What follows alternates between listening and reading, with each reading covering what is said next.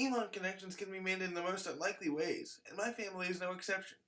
When Elon graduated, Sally Verner needed a place to stay as a seminary student for a month in 1970 near Birmingham, Alabama.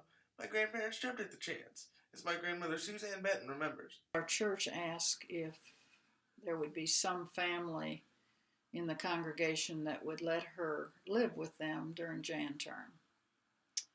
And I think we thought about it and thought it would be for a whole month.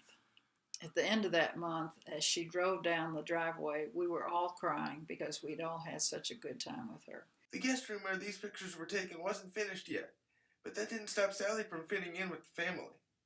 We had moved into our house and we had put a room upstairs. We put an upstairs on, and the guest room was studded in, but it did not have wallboard. And so she stayed in the guest room that had no wallboard and no carpeting, no flooring, just plywood, and had a wonderful time. The bond that formed over that month kept Sally and her husband Dave in close contact with my family, so much so that the Bentons were invited to their wedding several years after Sally's brief stay. The little girl in that picture is my mother, around 8 years old.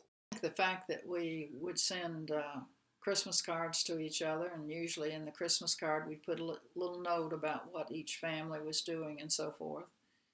They always sent out a family letter, and there'd be news of what Sally was doing and what Dave was doing. And our letter was not quite that formal, but we'd just write little snippets of what each of us had been doing that year. Now with Facebook and the internet, we stay connected that way as well. I did not know Sally before I came to Elon in 2015, but my grandmother believes it was no accident that our paths crossed here 3 years ago, leaving the foundation for a great relationship. I would say I think it was providential.